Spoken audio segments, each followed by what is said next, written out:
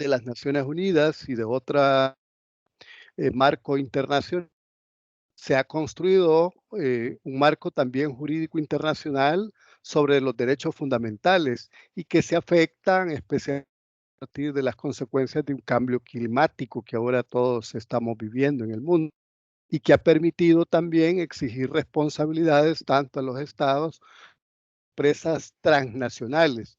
Hoy en día, de los temas, de los ejes temáticos muy importantes para la comunidad nacional y, por qué no decirlo, para toda la comunidad jurídica internacional que trabajamos en la protección, en la promoción, en la capacitación de los diferentes instrumentos que tienen que ver con la protección de los derechos fundamentales. Muchas gracias, profesor Mendible, doctor Mendible, muy buenas tardes y bienvenido y muchas gracias por participar en nuestro evento de esta tarde que será virtual. Que jueces, juezas y demás colegas de la comunidad jurídica estén presentes en él. Muchas gracias. Gracias a usted.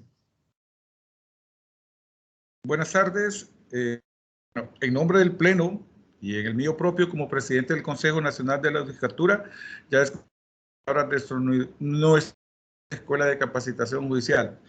Y yo quería aprovechar la oportunidad primero para darles las bienvenidas, mandarles un saludo a nuestro funcionariado judicial, señoras, señores magistrados, señoras, señores jueces, señoras, señores secretarios, señoras, señores colaboradores judiciales, como bien lo decía el doctor, a abogados en el ejercicio libre y a toda nuestra comunidad jurídica. En primer lugar, solamente agradecerle también a usted, doctor, a nuestro maestro, a nuestro experto internacional por el apoyo en esta actividad y decirles que esto es parte de la nueva oferta académica de la Escuela Judicial y de este Consejo Nacional de la Judicatura. Nosotros siempre estamos herramientas para tratar la manera de facilitar la labor que desempeñan desde oficinas, diferentes despachos, y lo más importante es respetamos siempre el trabajo que ustedes hacen. Y agradecerle a los participantes el estar en línea y lo más importante es compartir las experiencias, las dudas y aprovechemos a nuestro experto internacional. Así un saludo muy fraterno y el agradecimiento a nuestro maestro y la mejor de las suertes y aprovechar esta oportunidad. Muchísimas gracias, que estén bien. Gracias, adelante. Buenas tardes. Muy bien. Bueno, muchas gracias, presidente. Queremos también, después de la inauguración, dar a cargo del presidente de la Red Iberoamericana de Derecho a la Energía, el doctor Víctor Rafael Hernández Mendible. Yo solo quisiera citar dos aspectos que son importantes en estos procesos y la experiencia que hemos tenido con el doctor Víctor Rafael Hernández Mendible. El doctor ha estado trabajando como profesor en la maestría en Derecho Administrativo y Políticas Públicas en la Universidad de El Salvador y ha estado aquí por varios El Salvador y también ha dado conferencias, ha escrito mucho y ha trabajado con el Congreso anteriormente que la Corte Suprema de Justicia en El Salvador en algunos momentos y ahora que nosotros probablemente retomemos en algún momento estos procesos. Pero damos la cordial bienvenida de nuevo al doctor. Esperamos tener la mejor de los éxitos en esta nueva jornada académica. Muchas gracias a todos y doctor, usted queda sin mayor preámbulo, le damos la palabra. Adelante, doctor. Bienvenido. Bueno, buenas tardes. Mis primeras palabras son de agradecimiento. Siempre es un gusto volver a El Salvador y aunque he tenido oportunidad además de conocer, además de San Salvador, tanto San Miguel como Santa Ana, en este caso la vuelta es por vía virtual a San Salvador, dadas las circunstancias que nos ha limitado la pandemia. Incluso en el año 2020 teníamos un gran congreso de Derecho Administrativo en El Salvador que organizó la Corte Suprema de Justicia y pues la Corte Suprema le tocó cambiar todo y hacerlo por vía remota, que fue un éxito absoluto, pero pero en unas circunstancias muy complejas de transición tecnológica, ahora que vivimos en tantas transiciones. Fue una transición tecnológica de lo presencial a lo virtual que se tuvo que dar en muy corto tiempo. Yo quiero expresar mi agradecimiento a las autoridades del Consejo Nacional de la Judicatura por la invitación a exponer en esta Escuela de Capacitación Judicial y esta jornada de intercambio de saberes, así como por la facilitación que han hecho para que la misma se dé. Lo quiero individualizar tanto en el maestro Miguel Ángel Calero, que es consejero propietario y presidente del Consejo Nacional de la Judicatura, en el doctor Luis Alonso Ramírez Menéndez, consejero propietario y director interino ad honorem de la Escuela de Capacitación Judicial, y también de la maestra Carla Romero y el licenciado José Mauricio Morales, quien han estado al frente de toda la logística para que el día de hoy estemos aquí compartiendo con ustedes. Esta tarde vamos a conversar sobre el litigio climático como un medio de defensa de los derechos fundamentales. Y quiero plantear esto como un diálogo, es decir, que vamos a hacer una exposición cuyo objetivo es pretender motivarlos a que luego conversemos con la mayor soltura y con la mayor amplitud sobre uno de estos temas que vinculan, por un lado, la protección de derechos fundamentales y por el otro lado, el tema climático que, independientemente de dónde estemos, a todos nos está afectando actualmente. Para ello voy a compartir una presentación que al final además se las enviaré para que la puedan distribuir entre todos los asistentes. Y vamos a ver si sube la presentación. Exacto, perfectamente. Entonces, la idea es, como les dije, hablar sobre el litigio climático como medio de protección de los derechos fundamentales. En ese escenario, les propongo hacer una introducción para situar un poco el contexto del tema, hablar del derecho común climático. Ya les explicaré en qué consiste esta idea que vamos a esbozar aquí. Hablar del Acuerdo de París y de los principios de las Naciones Unidas en materia de derechos humanos, para entonces entrar ya de lleno en lo que es el litigio climático, la jurisprudencia que vamos a abordar el día de hoy y hacer las conclusiones finalmente. Lo primero que nos hemos preguntado como punto de partida es si pueden las personas demandar a los órganos del Estado. Esto en principio no amerita duda, pero si lo pueden hacer cuando advierten que hay una inactividad por parte de estos órganos estatales que contribuye a agravar la crisis climática que estamos viviendo. También nos hemos preguntado si el litigio climático puede utilizarse para la efectiva protección de los derechos fundamentales. Igualmente, nos hemos planteado como otra interrogante, ¿cuáles son los órganos del Estado que pueden ser condenados por no adoptar las medidas necesarias para la eliminación de los gases de efecto invernadero? ¿Pueden los jueces ordenar a las empresas? Fíjense que ya no hablo solo del Estado, sino de las empresas como organizaciones que están destinadas a la producción de bienes y servicios. ¿Pueden los jueces, ordenar a las empresas responsables de la emisión de gases de efecto invernadero cambiar su política corporativa hacia una neutralidad climática? Esto es muy importante porque recordemos que en todos los países que tienen un Estado de Derecho se habla de la libertad de empresa. La libertad de empresa, entre los atributos que garantiza, es la libertad de definir a qué dedicarse y a qué no, con dónde ejercer la iniciativa privada por parte de esa empresa, y el desarrollo del I+D+I entra dentro del marco de la competencia que pueden llevar a cabo las empresas. Entonces, que un juez le diga a una empresa que tiene que cambiar su política climática sería una injerencia aceptable, tolerable, justificada. Es un tema que creo que toca reflexionar.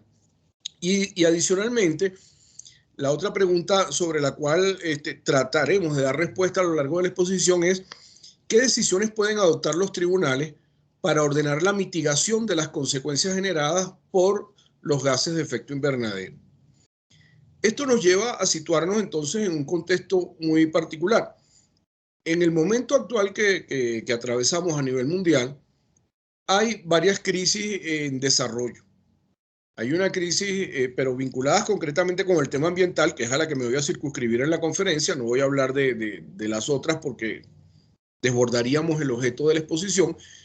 Una de ellas tiene que ver con el cambio climático, otra con la pérdida de la biodiversidad y con el tema de la contaminación. Y en el marco de la contaminación, además, se nos presenta una contaminación por un lado de las aguas, otras del aire, otra acústica y la de la tierra en general, la del suelo, donde se siembra, donde se cultiva, donde además se produce la crianza de animales, que todo ello sirven para otro tema muy importante que es la seguridad agroalimentaria. Pero bueno, como esos temas serían también muy amplios para el desarrollo de la exposición, nos vamos a circunscribir al tema del cambio climático. Cuando nosotros hablamos en la exposición de un derecho común climático, ese derecho común climático no atiende a que se esté construyendo expresamente una constitución climática y un conjunto de leyes en materia de cambio climático, sino que ya se ha venido desarrollando, y esto viene desde el marco del derecho internacional concretamente, y en una combinación entre el derecho internacional ambiental, el derecho internacional de los derechos humanos y una suerte de soft law que luego les voy a comentar. Nos vamos a conseguir con que el Convenio Marco de las Naciones Unidas sobre Cambio Climático, que es del año 1992, marcó la pauta, y sobre todo es muy importante tenerlo presente porque allí define que la preocupación por la cual se aprobó este convenio, esta convención, no es con el objeto de mitigar, de combatir el cambio climático que se produce de manera natural, sino aquel que está generado como consecuencia de los actos que produce el hombre. Entonces, a partir de esa realidad que se venía ya advirtiendo por los expertos, recordemos que los expertos elaboraron un informe, el primero de ellos, han elaborado ya varios, pero el primero de ellos es del comienzo de la década de los 90, donde advertían de estas circunstancias que llevaron a la negociación que condujo finalmente a la Convención Marco de las Naciones Unidas sobre Cambio Climático. Esta Convención Marco luego va a tener en el año 97 un protocolo adicional, que es el Protocolo de Kioto, donde concretamente además se establecen unas medidas a adoptar, y más recientemente, al cual nos referiremos con mayor detenimiento, está el Acuerdo de París, donde incluso se establecieron ya unos porcentajes con metas de tiempo para adoptar medidas frente a la situación crítica que se está viviendo. Pero adicionalmente a ello, en el contexto en el que nos vamos a situar, y hago de una vez la precisión aquí, el litigio climático no es tan reciente como en las sentencias a las que yo me voy a referir. Incluso no hay hoy en día un continente donde el litigio climático no haya tenido desarrollo. En América lo ha tenido de manera más amplia en el caso concreto de Estados Unidos y Canadá. En América Latina, aunque es más incipiente, ya hay algunas experiencias que se han llevado a cabo en países como Colombia, como México, Perú y Chile están en algunos escenarios también donde se han venido planteando causas, pero no todos están resueltos porque algunos están en proceso de tramitación. En todo caso, les puedo suministrar la información de las fuentes, de dónde está recogido esto de manera actualizada a los que estén interesados en profundizar sobre el tema. Pero me refiero a esto porque tanto en América como en África, como en Asia, como en Oceanía, es decir, hemos visto el desarrollo del litigio climático en distintas vertientes. Pero muy importante tener presente que en Europa hay un caso que vamos a estudiar hoy, que vamos a comentar hoy, que es uno de los, digamos, puntos de referencia en este desarrollo, pero que si vemos las fechas, Europa, que es quizás después de Estados Unidos y China y la India, de los países que más pueden incidir en el cambio climático, Europa como continente, me refiero, Europa no es un país, sino la región europea como continente. que pueden incidir en el cambio climático, pues resulta que Europa no había tenido decisiones judiciales tan importantes como esta que vamos a estudiar de finales del 2019, todo el año 2020 y el año 2021 hasta el momento en que se recogen estos casos con el denominado juicio del milenio que vamos a comentar. Entonces, me interesa destacar esto porque el centro lo tenemos en un periodo que va del diciembre del 2019 a diciembre del 2021 y el ámbito geográfico de los casos que voy a abordar tienen que ver con el derecho, el litigio climático en Europa específicamente, sin perjuicio de que luego podemos comentar algunas referencias de otros casos que están documentados también, pero que no van a ser objeto de esta exposición. Entonces, por ello hablo del Convenio Europeo de Derechos Humanos, que viene desde los años 50 del siglo pasado y entró en vigor en el año 1953 y ha tenido luego algunos protocolos adicionales.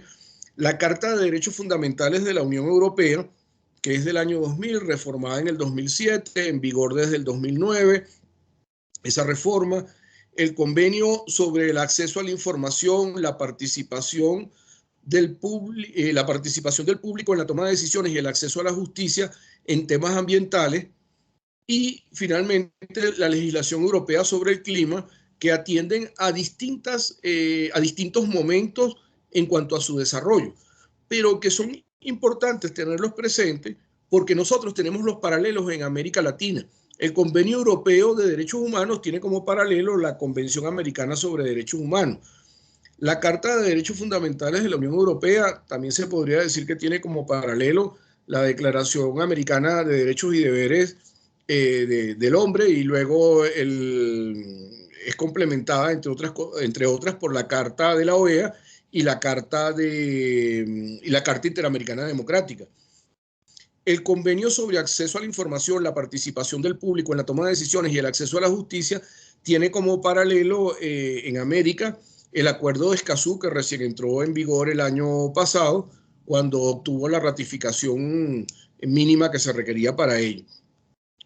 Y en lo que tiene que ver con la legislación europea sobre el clima, pues como en América no tenemos instituciones como la Unión Europea que nos agrupen a todos de igual manera, no existe esa normativa, pero sí los distintos países, cada uno ha avanzado a su ritmo, algunos más y otros menos, obviamente, desarrollando algunas leyes que tienen que ver con la adopción de medidas frente al cambio climático. Pero adicionalmente a esto tenemos que tener además presente otros instrumentos internacionales que no tienen la condición de tratados, convenios, pactos o protocolos, como lo exige la Convención de Viena sobre Derecho de los Tratados, pero que constituirían una suerte de soft law, de derecho blando, en esta materia, porque vienen a complementar las disposiciones que sí tienen carácter vinculante y que sí son tratados internacionales. Concretamente me refiero a los principios rectores sobre las empresas y los derechos humanos de las Naciones Unidas, que son del año 2011, las directrices de la OCDE para las empresas multinacionales del año 2013, los principios de Oslo sobre las obligaciones globales respecto al cambio climático del año 2015 y la Declaración de los Objetivos del Desarrollo Sostenible de las Naciones Unidas, también de septiembre del 2015. Básicamente, estas pautas sirven como de marco jurídico, tanto vinculante como en esa suerte de derecho blando, para establecer cómo se debe actuar frente a la situación que nos interesa conversar el día de hoy. Y debo hacer la precisión, que es muy importante. En este momento las Naciones Unidas están negociando un nuevo tratado cuya última versión es de noviembre del año pasado, que lo han denominado hasta este momento instrumento jurídicamente vinculante para regular en el derecho internacional de los derechos humanos las actividades de las empresas transnacionales y otras empresas comerciales. Este instrumento que se está negociando en el marco de las Naciones Unidas, lo que pretende todavía es que los estados, que son los sujetos de derecho internacional, se obliguen a establecer normas que de alguna manera incidan de manera más directa en esa obligación que tienen las empresas de cumplir con el respeto, protección y, si es el caso de que lo afecten, reparación de los derechos humanos de las personas en los entornos en los que ellos se mueven. Es decir, es sustituir un poco los principios rectores sobre las empresas y los derechos humanos que las Naciones Unidas estableció en 2011 y luego de la experiencia que se ha aprendido en este tiempo, convertirlo ya no solo en unos principios rectores que se aplican de buena voluntad, sino en un tratado que tenga todas las consecuencias que se derivan del mismo en el marco del derecho internacional. Bueno, en este contexto, el Acuerdo de París de 2015 es un pacto dentro de la Convención Marco de las Naciones Unidas sobre Cambio Climático que establece las medidas para la reducción de las emisiones de gases de efecto invernadero. El acuerdo busca mantener el aumento de la temperatura global promedio por debajo de los 2 grados centígrados con respecto a los niveles preindustriales y pretende llevar a cabo esfuerzos para limitar el aumento de la temperatura global a 1.5 grados centígrados. Todo esto obviamente es un marco complejo porque requiere que más de 180 países se pongan de acuerdo en la adopción de estas medidas y las cumplan además de manera seria. Pero a partir de esta idea, que es, digamos, la última meta o el último reto que se ha puesto las Naciones Unidas ante la crisis climática, tenemos que tener en cuenta también que hay un conjunto de principios que, como les decía antes, ya se vienen trabajando en esa relación entre clima y derechos humanos, que son los principios rectores de las empresas en este contexto. Entonces, básicamente, ¿por qué les hablo de estos principios rectores? Porque recuerden ustedes que en octubre pasado las Naciones Unidas dijo algo que hasta ahora era un tema de debate o de discusión y que aunque algunos lo promovían y lo aceptaban, para otros les resultaba difícil. El Consejo de Derechos Humanos de las Naciones Unidas reconoció que el medio ambiente es un derecho humano. Obviamente falta ahora el pronunciamiento del Pleno de las Naciones Unidas, pero ya pasó por ese trámite ante el Consejo de Derechos Humanos. Esto para nosotros en América no es ninguna novedad porque en el Protocolo de San Salvador, concretamente el artículo 11 del Protocolo de San Salvador, ya nos dice desde el año 1988 que el medio ambiente sano y ecológicamente equilibrado es un derecho humano. Es decir, nosotros no tendríamos ni siquiera que vernos como algo novedoso porque lo tenemos en nuestro catálogo de derechos humanos interamericanos. Pero adicionalmente a eso, también en la opinión consultiva de 2017 que solicitó la República de Colombia a la Corte Interamericana de Derechos Humanos y luego más recientemente en la sentencia del 8 de febrero del año 2020 contra la República, una comunidad indígena contra la República Argentina, la Corte Interamericana se pronunció sobre el derecho humano al ambiente sin tampoco mayor complicación porque ya es un tema que se admite, por lo menos en el contexto americano que está aceptado. Entonces, las empresas tienen que respetar los derechos humanos reconocidos internacionalmente y responder en caso de violación. Esta es la premisa de la cual parte toda esta declaración de principios. La responsabilidad de respetar supone, lo voy a dividir en 2 grandes ejes para los efectos de la exposición. Por un lado, evitar que las propias actividades de las empresas provoquen o contribuyan a provocar consecuencias negativas sobre los derechos humanos y que hagan frente, en caso de que los produzcan, a esas consecuencias que generaron. Y lo segundo es que deben tratar de prevenir o mitigar las consecuencias negativas sobre derechos humanos que se puedan derivar directamente de sus operaciones o que incluso aunque ellos no hayan contribuido a generarlas, es decir, puede ser de manera directa o indirecta. La responsabilidad de las empresas de respetar los derechos humanos se aplica a todas las empresas. No se trata de que si se es una pyme o que si se es una multinacional. Toda empresa, sin importar el tamaño o la actividad que realice, la actividad económica, la estructura que tenga, no importa que sea una empresa estatal o no importa que sea una empresa privada. Nada de eso tiene relevancia para estos efectos. Incluso, si es una empresa estatal, con mayor razón, porque el primer comprometido, el primer obligado internacionalmente a respetar los derechos humanos es el propio Estado en sus distintas formas de expresión o de manifestación. Las empresas entonces se deben obligar bajo 3 ejes. El primero es un compromiso político de asumir la responsabilidad de respetar los derechos humanos. El segundo es el principio de diligencia debida en materia de derechos humanos, que le lleva a identificar, prevenir, mitigar y rendir cuentas sobre cómo su actividad puede afectar o puede impactar los derechos humanos. Y el tercer aspecto tiene que ver con la obligación de reparación.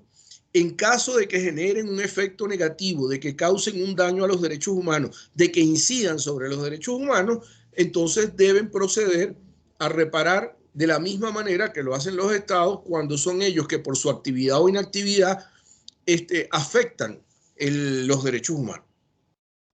Bajo ese esquema, vamos a plantearnos entonces qué es el litigio climático.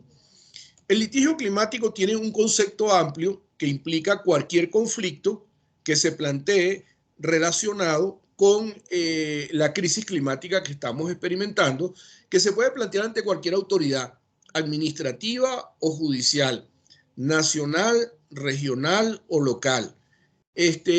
Ahí no hay mayor diferencia, por lo menos en el concepto que han elaborado los autores que han escrito sobre el tema. Pero el litigio climático, como lo vamos a abordar en la tarde de hoy, lo vamos a ver en la visión más restringida, entendiendo como aquella que se plantea ante los órganos jurisdiccionales. Bajo esa premisa, el litigio climático consiste en un proceso que se instaura tanto por personas naturales, seres humanos, como por organizaciones no gubernamentales, defensoras de derechos humanos en general y del ambiente en especial. Recordemos que el clima es una subespecie dentro del ámbito de lo que es el ambiente, que ya dije que era un derecho humano. Esas demandas o esos procesos se plantean contra los estados nacionales y contra las empresas que tienen responsabilidad en el control e influencia en la emisión de los gases de efecto invernadero. ¿Dónde se están planteando estos litigios? Ante los tribunales nacionales, y se le formulan pretensiones contra la inactividad estatal o contra el incumplimiento del deber de diligencia debida para que sean condenados a adoptar las medidas idóneas, adecuadas y eficaces, entiéndanse, leyes, políticas públicas en materia climática, reglamentos, planificación estratégica o políticas corporativas, cada uno, es decir, tanto el Estado como las empresas en el ámbito de su respectiva competencia o gestión, con la finalidad de reducir la emisión de gases de efecto invernadero de forma progresiva hasta la supresión absoluta en el menor tiempo posible. Es decir, hasta llegar a la denominada neutralidad climática, que es lo que se aspira que logremos a la brevedad posible. Esto nos lleva entonces a ver los 3 grandes escenarios donde se ha planteado el litigio climático en la Unión Europea y cuál ha sido la respuesta de los tribunales ante ello. El primer escenario es el de los recursos que se presentaron contra las instituciones de la Unión Europea, concretamente contra el Consejo Europeo y contra el Parlamento Europeo. El segundo escenario va a ser las demandas que han planteado ciudadanos de determinados estados, ciudadanos extranjeros de terceros países, pero que han demandado a esos estados en estos mismos procesos ante los tribunales nacionales de los países de la Unión Europea, a los que me referiré posteriormente. Y el último caso es el de los ciudadanos que han intentado demandas, pero ya no contra los estados, sino contra aquellas empresas particularmente que operan en el sector energético y que de alguna manera el solo hecho de su actividad ya contribuye a la emisión de gases de efecto invernadero y al calentamiento global y en consecuencia a la crisis climática que estamos experimentando. Entonces, como ustedes se darán cuenta, tenemos 3 escenarios que se han desarrollado entre diciembre del 2019 y diciembre del 2021, en los cuales tenemos ya una jurisprudencia importante para valorar. El primer caso tiene que ver con un asunto planteado por un ciudadano de nacionalidad portuguesa, conjuntamente con otro grupo de personas y de organizaciones no gubernamentales, inicialmente en la Corte General de la Unión Europea y en vía de recurso de casación llegó finalmente a la Corte de Justicia de la Unión Europea. Yo obviamente, por razones de tiempo, no puedo contar toda la travesía en cada uno de los casos. Me voy a referir a las sentencias definitivas, a las sentencias de cierre en cada uno de ellos, que son las que interesan, pero con gusto les facilito a los que estén interesados toda la información de los casos de los tribunales respectivos para que puedan incluso ver cómo se inició el proceso y cómo terminó finalmente con la decisión que vamos a comentar. Entonces, en estos casos, la metodología que usamos recurrentemente es identificar el tribunal que conoce del litigio, la legitimación que plantearon, quienes se presentaron como demandantes, qué fue lo que denunciaron y qué fue lo que resolvió el tribunal. Básicamente esos son los temas que vamos a abordar en cada uno de los escenarios que voy a comentar. El primer caso de legitimación que se plantea, el análisis de la legitimación, es si el señor Armando Carvalho y las otras personas y organizaciones no gubernamentales están legitimadas para demandar, siendo ciudadanos europeos, a las instituciones de la Unión Europea, concretamente al Consejo Europeo y al Parlamento Europeo, que fueron los demandados por la deficiente regulación de la política frente a los gases de efecto invernadero. ¿Qué plantean en este caso los demandantes? Ellos solicitan la nulidad parcial de los actos normativos expedidos por la Unión Europea en la lucha contra el cambio climático, dado que ellos consideran que son inadecuados para cumplir los objetivos de reducción de gases de efecto invernadero que se establecieron en un 40% para el año 2030 con respecto a lo que eran los niveles de 1990. Esa es básicamente la situación. En función de ello, denuncia que se afectan a cada uno de manera diferenciada los derechos a la vida, a la integridad física, los derechos de los niños, el derecho a trabajar, el derecho a ejercer una profesión libremente elegida, a la libertad de empresa, a la propiedad y a la igualdad. Todos reconocidos en la Carta Europea de Derechos Fundamentales del año 2020, del año 2000, modificada en el 2009, a la que le acabo de hacer alusión hace algunos minutos. Básicamente, esta afectación, ellos dicen que es individual, pero diferenciada en cada una de las personas. ¿Qué resuelve inicialmente la Corte o Tribunal General Europeo? Y cuando llega el recurso de casación a la Corte de Justicia de la Unión Europea, es confirmado por la Corte de Justicia.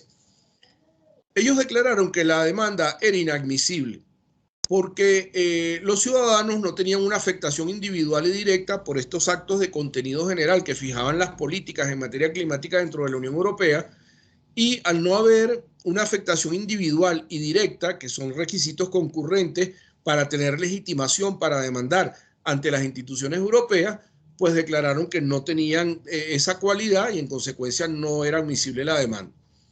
Pero adicionalmente a eso, ellos plantearon una pretensión de responsabilidad extracontractual, que también se declaró inadmisible por una razón. Se dice que ellos están pretendiendo, por vía de la declaración de responsabilidad extracontractual, lograr lo que no pueden lograr por vía de la pretensión de anulación. En resumen, lo que se planteó en este caso, y así fue como lo resolvió la Corte de Justicia de la Unión Europea en la decisión del 25 de marzo del año pasado, fue declarar inadmisible la demanda porque las pretensiones eran incompatibles, eran inectamente formuladas por parte de los demandantes, con lo cual no entró al tema de fondo. Este caso es interesante en todo caso y habría muchas reflexiones que hacer. Yo en este momento solo les quiero plantear qué fue lo que se planteó y luego en la fase de debate podemos conversar sobre ello. El segundo escenario es el de demandas contra los estados nacionales. Aquí concretamente dentro del marco de la Unión Europea, y hago la precisión en este momento, estoy comentando los casos de diciembre del 2019 al 2021 que ya han sido resueltos. Hay países donde se han planteado demandas que están en pleno proceso de tramitación, por lo cual habrá que ver qué sucede este año con las decisiones que se adopten para ampliar esta investigación. Esta es una investigación que solo se reduce a 2 años y a casos ya resueltos por los tribunales nacionales. Pero eso no quiere decir que son los únicos que estén pendientes de tramitación o de decisión en este momento. Entonces, los 4 casos de los que les voy a hablar tienen que ver con, o 5 mejor dicho, son 1 con los Países Bajos, 1 con Alemania, 1 con Bélgica y 2 con Francia. Vamos a continuación a hablar de cada uno de ellos brevemente. El primer caso que van a conseguir como referencia en cualquier análisis sobre litigio climático en el contexto europeo que se plantea recientemente es el de la sentencia del 20 de diciembre del 2019, el caso de la Fundación Urgenda contra el Estado. Este caso se había iniciado en 2015, donde se le pedía que se condenara al gobierno a reducir las emisiones de gases de efecto invernadero al menos en un 25% para el año 2020 con respecto a los niveles de 1990.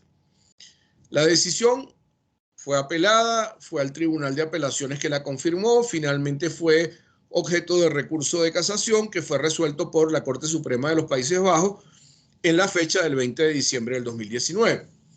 El demandante es la Fundación Urgenda, que demanda en nombre del interés general, junto con 886 codemandantes que son personas individuales basados en el Código Civil de los Países Bajos.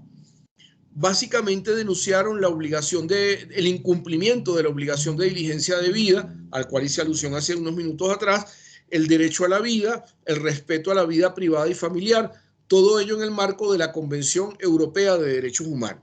Fíjense la vinculación, que el tema ambiental, el tema climático en concreto, cómo afecta los derechos humanos de las personas y por qué ellos están formulando estas pretensiones es para que le tutelen estos derechos que están reconocidos en los instrumentos internacionales europeos.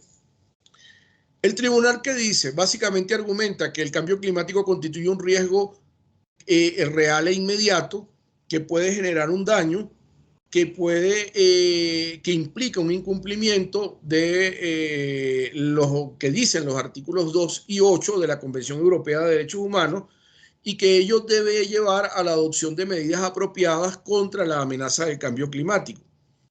Que las medidas que se adopten deben ser razonables y adecuadas, que deben ser coherentes, que se deben tomar con anticipación y deben cumplir un enfoque de diligencia debida. Las obligaciones, sin embargo, advierte, no pueden representar una carga imposible o desproporcionada para el Estado. Y además admite que el Estado tiene la responsabilidad individual, es decir, que el individual se refiere a cada país, a cada Estado, de mitigar el cambio climático a pesar de la naturaleza global del problema. Es decir, yo no puedo escudarme diciendo es que esto es un problema de todo el planeta y yo solo no lo puedo resolver, pues cada Estado debe actuar en el ámbito de su competencia territorial y de sus competencias institucionales para contribuir a ello. Todo ello con fundamento en el convenio marco de las Naciones Unidas sobre cambio climático y del principio del derecho internacional de no hacer daño. Luego nos vamos a conseguir un segundo fallo, que fue la sentencia del 24 de marzo del año 2021. En este caso nos mudamos a Alemania, pasamos de Holanda al país vecino Alemania.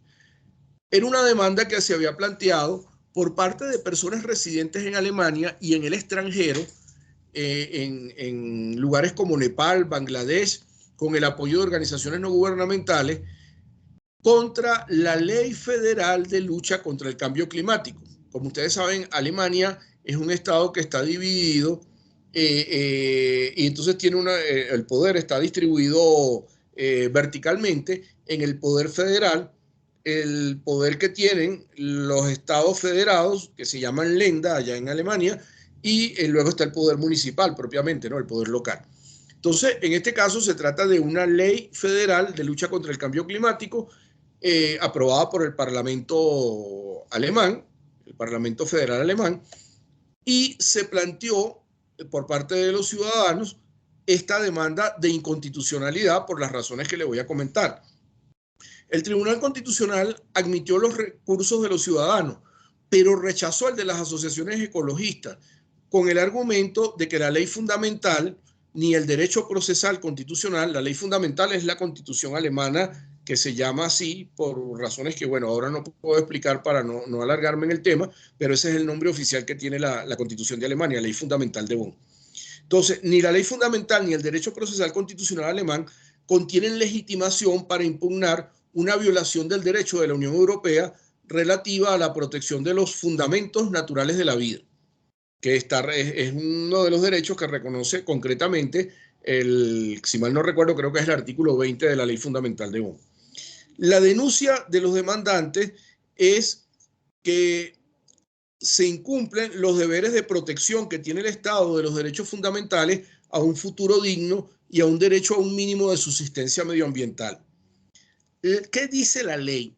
La ley impone una reducción del 55% de las emisiones de gases de efecto invernadero para 2030 respecto a los niveles de 1990 y establece los volúmenes de emisiones anuales permitidos por cada sector en el ámbito económico, de los sectores que son contaminantes, al tiempo que determina las trayectorias de reducción aplicables durante ese periodo.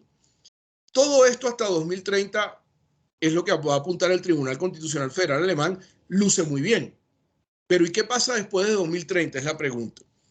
En resumidas cuentas, para no extenderme y luego en la presentación lo pueden leer cuando la tengan ya a mano con detenimiento, lo que dice el Tribunal Constitucional Federal Alemán es, mire, lo decidido con respecto al año 2030 es compatible con la Constitución, por lo cual no hay nada de inconstitucional allí. Incluso, aunque se hubiesen equivocado con respecto al informe que fue elaborado por los expertos en materia de ambiente que sirvieron de soporte a esos criterios, no es de una gravedad que implique que haya una inconstitucionalidad. La inconstitucionalidad se nos plantea a partir del año 2030, porque a partir del año 2030 no se fijaron criterios y no se le puede dejar al poder reglamentario que fije los criterios que pueden incidir sobre los derechos fundamentales.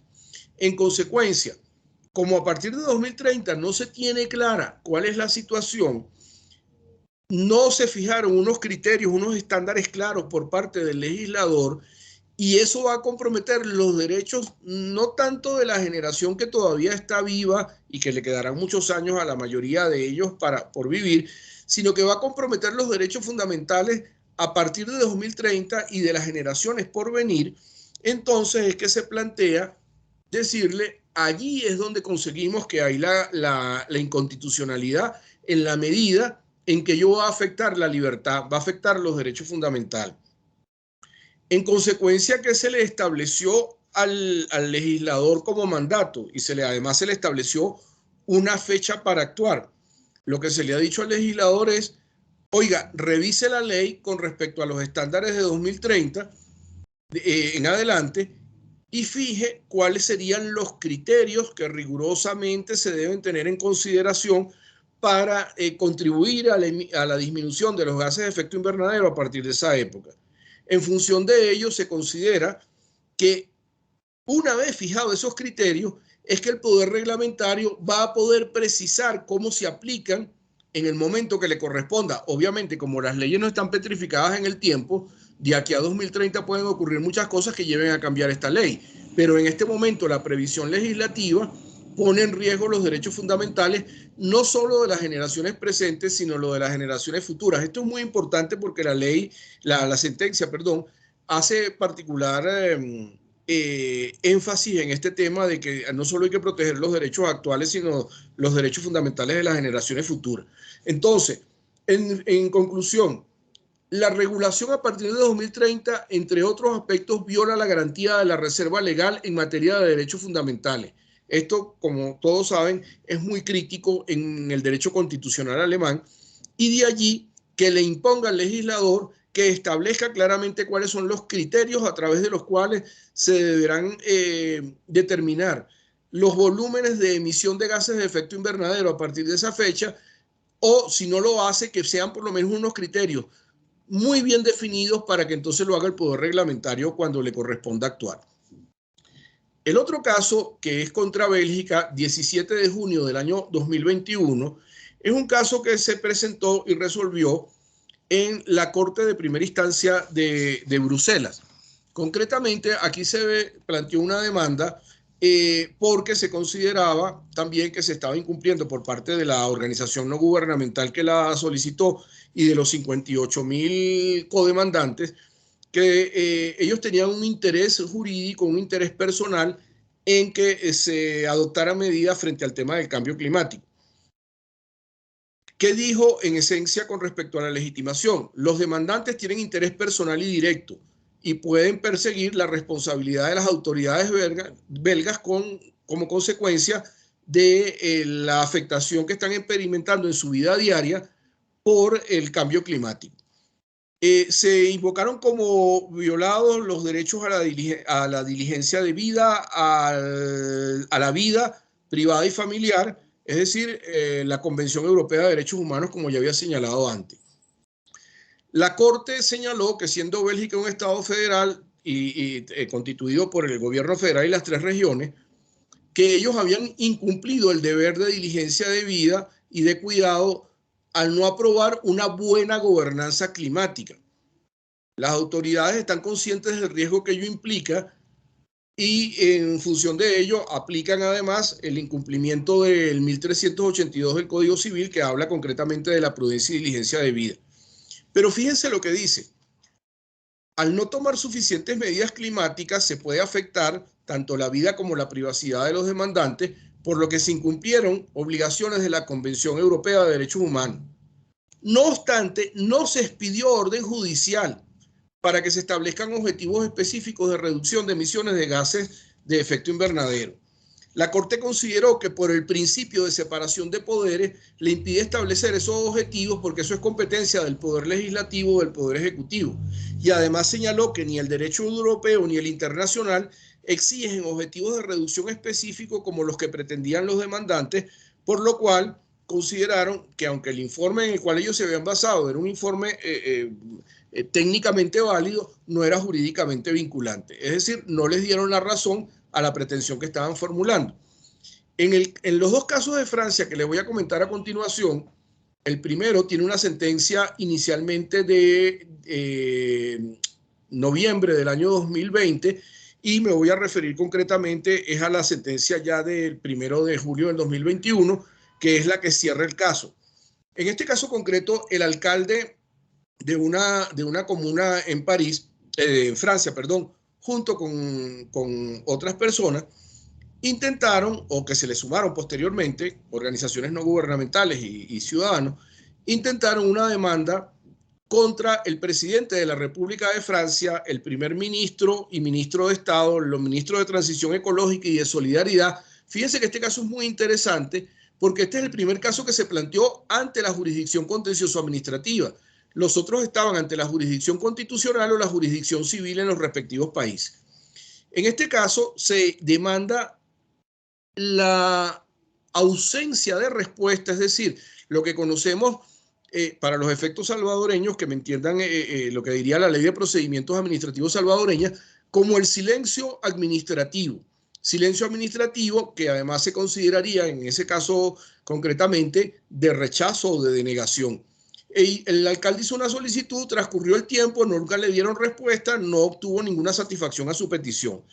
Luego, el Consejo de Estado considera que el alcalde no tiene legitimación para demandar, no acreditó el interés jurídico, pero sí considera que tanto la ciudad de París como la de Grenoble y varias organizaciones no gubernamentales sí tienen legitimación. Aquí se aplica en la Convención de Marco de las Naciones Unidas sobre Cambio Climático, el Acuerdo de París, al que hicimos alusión minutos atrás, el paquete de medidas energéticas y de clima en el ámbito europeo y el Código de la Energía de Francia y el Código de Medio Ambiente de Francia. Las pretensiones básicamente estaban dirigidas a que se ordenase que fijasen de manera obligatoria y prioritaria una política adecuada frente al cambio climático. ¿Qué dice el Consejo de Estado? En primer lugar, no le puedo expedir órdenes al Congreso francés, al Parlamento francés, porque eso escapa al ámbito de competencia de la jurisdicción contencioso administrativa.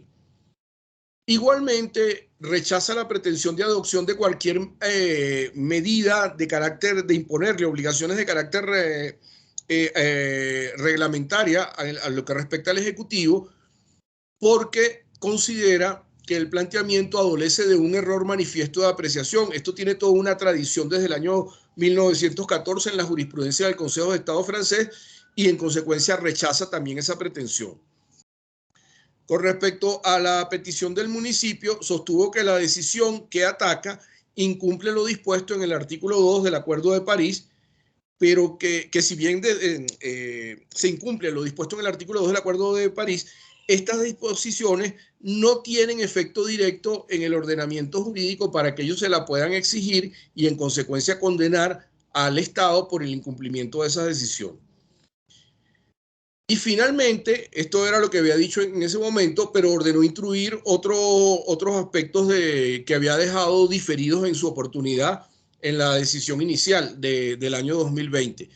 En la decisión del 1 de julio del 2021, dispuso la anulación de la negativa implícita a adoptar medidas útiles que permitan mitigar las emisiones de gases de efecto invernadero dentro del territorio francés para asegurar los objetivos de compatibilidad entre las medidas que se debía adoptar por parte del gobierno con el ordenamiento jurídico francés, y exhortó al primer ministro a adoptar medidas útiles que permitan mitigar esas emisiones y que aseguren la compatibilidad de los objetivos de reducción de las mismas con respecto a lo que dice el ordenamiento jurídico. Y para ello le fijó una fecha al primer ministro que fue el 31 de marzo de 2022, es decir, que dentro de menos de 45 días el gobierno y el primer ministro deberá comunicarle al Consejo de Estado cuáles fueron las medidas que adoptaron para lograr mitigar las emisiones de gases de efecto invernadero producidos dentro del territorio francés. El segundo caso que se planteó en Francia, que fue resuelto el 14 de octubre del año pasado, fue ante el Tribunal Administrativo de París, en el cual también varias organizaciones no gubernamentales formularon sus peticiones, algunas de ellas fueron aceptadas y otras fueron rechazadas. Y aquí fíjense que es interesante porque en esta demanda se pretendía una indemnización simbólica por daño moral de €1, una indemnización también simbólica por daño ecológico de €1, y que se ordenara al primer ministro y a los demás miembros del Poder Ejecutivo, los demás ministros, que pongan fin a los incumplimientos de las obligaciones del Estado, tanto las generales como las específicas, para luchar contra el cambio climático y mitigar sus efectos que estaban causando daños ecológicos. En esencia, les puedo, para resumirles el asunto, se acordó la indemnización simbólica de daño moral, se negó la indemnización simbólica de daño ecológico y se rechazaron las otras pretensiones que se habían formulado inicialmente. Pero algo que sí es muy importante, que se dice en esta decisión ya de fondo, también luego de la instrucción, porque fue decidido en dos partes, una parte inicial al momento de la admisión y una parte final al momento de fijar lo que correspondía con respecto a las medidas vinculadas a la emisión de gases de efecto invernadero. Se instruyó al primer ministro y a los demás ministros para que adopten las medidas útiles para reparar el daño ecológico y prevenir el agravamiento de los daños por la parte no compensada de las emisiones de gases de efecto invernadero, bajo unos criterios que fija el fallo, que deben ser tomados en consideración a partir del 31 de enero de 2022, es decir, que ya en este momento, si no se han adoptado esas medidas, se estaría en mora, y se estableció una indemnización de daños que se debe hacer efectiva a más tardar el 31 de diciembre de 2022. Finalmente, vamos a hablar del caso de las empresas que han sido demandadas por el cambio climático. Concretamente, este es un caso que fue resuelto por la Corte de Distrito de La Haya en fecha 26 de mayo de 2021, demandado también por una fundación, una organización no gubernamental, junto con otras 6 más, y 17.379 personas individuales. En este caso, ¿qué es lo que pretende? El argumento básicamente es que se está incumpliendo el Tratado 2 de Roma y que se está incumpliendo el Código Civil de los Países Bajos, concretamente en un criterio que se llama estándar de cuidado no escrito, y se le demanda no al Estado de los Países Bajos, no al gobierno de los Países Bajos, sino a la empresa Royal Dutch Shell, una empresa anglo-holandesa, que cambie su política corporativa para que se pueda invertir la emisión de gas o contribuir a disminuir la emisión de gases de efecto invernadero hasta alcanzar una reducción de un 45% para el año 2030. El tribunal, luego de analizar distintos aspectos vinculados con los derechos que se denuncian como lesionados, el derecho a la vida privada y familiar, que están en la Convención Europea de Derechos Humanos, y la importancia y la obligación que tienen las empresas de cumplir además con los principios rectores sobre las empresas y derechos humanos que estableció las Naciones Unidas en 2011, llega a la conclusión de ordenarle a Shell que reduzca las emisiones de CO2 desde aquí, desde el momento del fallo. Recordemos que el fallo es del 26 de mayo del 2021 hasta finales de 2030, en un 45% neto, pero fíjense que no lo puso con respecto al año 1990, sino con respecto al año 2019.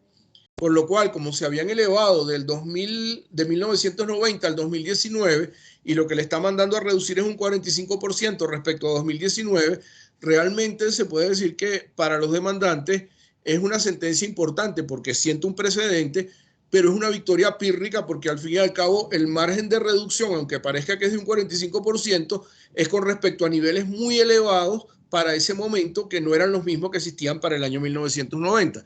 En todo caso, esto es una sentencia que apenas está en primera instancia, todavía quedan la segunda instancia y la casación, y veremos cómo va a evolucionar este caso en este año y en los años siguientes. Pero algo muy importante que les debo decir, que con respecto a todos esos criterios que se fueron fijando por los tribunales, unos favorables y otros no, el 14 de julio del año 2021, la Unión Europea anunció un paquete de medidas dentro del denominado Pacto Verde Europeo, que es el pacto rector que está vinculado tanto con las emisiones de efecto invernadero como con el compromiso de asegurar el suministro energético confiable y seguro para todos los países de la Unión, y no tanto para los países, sino para que todos los ciudadanos pues cuenten con la energía que requieren, en definitiva, que es lo que interesa. Y en ese paquete, en esa propuesta que formularon, asumieron el compromiso de ser para el año 2050 una zona climáticamente neutra. Y un segundo compromiso muy importante que quiero destacar es reducir las emisiones en al menos un 55% respecto a los niveles de 1990. Fíjense la coincidencia entre lo que asume la Unión Europea y lo que dice la ley alemana de cambio climático. Exactamente es el mismo porcentaje, con respecto a los mismos niveles de 1990 para el mismo año 2030. Es decir, la coincidencia entre lo que está trabajándose en Alemania, en la ley que ellos aprobaron y que fue declarada parcialmente inconstitucional, y el paquete que ha presentado la Unión Europea en esta materia climática, es absoluta. Conclusiones. A pesar de que hay un negacionismo científico, está empíricamente demostrado que el incremento de los gases de efecto invernadero ha contribuido al cambio climático. Eso no amerita duda y lo estamos padeciendo en cada uno de nuestros países. Los derechos que han sido denunciados como afectados son la dignidad de las personas, la vida privada y familiar, los fundamentos naturales de esta, la integridad física, la subsistencia medioambiental de las presentes y de las futuras generaciones. Nada impide que si se plantean nuevas demandas en materia de cambio climático, a estos derechos que ya se han denunciado, también se le sume la denuncia de violación de derechos como a una vivienda digna, a la propiedad, al agua potable y al saneamiento, entre otros. Los procesos que se han incoado contra la inactividad total o parcial de los estados y también contra la falta de diligencia debida de las empresas en su gestión, tienen un alto impacto en el cambio climático, ya no son algo teórico o algo hipotético, sino que ya son una realidad. Esos pronunciamientos jurisdiccionales que se han dado en estos casos tienen en común que bien sea rechazando o bien sea dándole la razón a los demandantes, se han preocupado por algo que en el pasado era difícil de aceptar, que era que uno invocara un interés jurídico distinto al presente, al efectivo. Aquí se han preocupado por el interés y por los derechos de las futuras generaciones, y de allí que las decisiones que se han emitido en los casos que han sido favorables a las pretensiones de los demandantes han tenido un efecto prospectivo. El litigio climático, sin lugar a dudas, sea como sea que se instaure en todos los países, cuando se vaya recibiendo por parte de los distintos ordenamientos jurídicos, debe asegurar el recurso judicial efectivo al que se refiere el artículo 13 del Convenio Europeo de Derechos Humanos y la tutela judicial efectiva a la que se refiere el artículo 47 de la Carta de Derechos Fundamentales de la Unión Europea. Porque en definitiva el litigio no es por el mero placer de litigar, sino para la efectiva tutela y protección de los derechos fundamentales frente a los estados y frente a las empresas.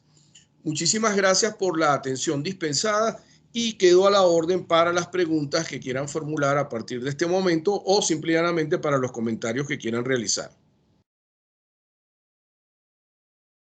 Agradecemos enormemente la conferencia del doctor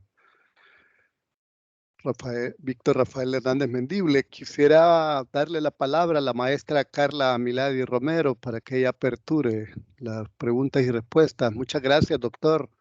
Muy fino de su parte, y quiero adelantar también que este ciclo de conferencias es en el marco de una serie de conferencias de aquí hasta, con expertos como el doctor, de aquí hasta junio.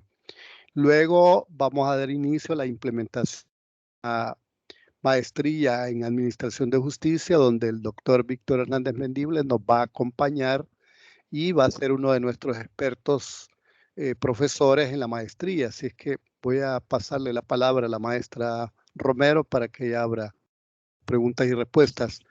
Adelante, maestra. Bueno, muy buenas tardes a todos y a todas. Doctor Mendible, muchas gracias por su ponencia, ha sido muy enriquecedora.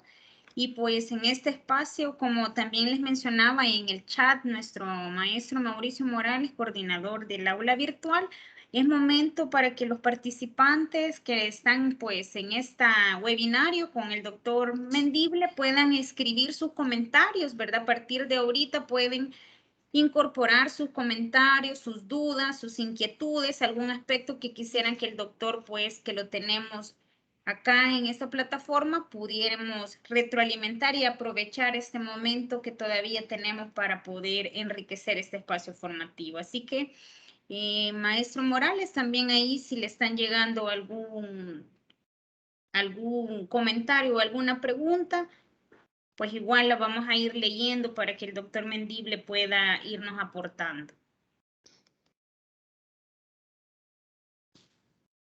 Veamos. Acá también tenemos a capacitadores de nuestra área, doctor Mendible, capacitadores del área de medio ambiente, jueces ambientales. Aquí nos saluda pues maestra Oneida Cáceres, que está en el juzgado ambiental. Así que es suyo el espacio de todos ustedes para que podamos pues seguir conversando, ¿verdad? Y seguir construyendo este intercambio con el doctor Víctor Mendible, como nos mencionaba nuestro señor concejal, ¿verdad? Director en funciones. Ha sido muy enriquecedor todos los aportes y pues aquí también nuestra compañera y capacitadora que está en la sala de lo constitucional, Sofía Paniagua, también le manda saludos, doctor, y pues Gracias. Excelente ponencia, nos dice ella también, así que pues vamos a dejar este espacio para que puedan nutrir con estos comentarios o preguntas que le quieran hacer al doctor.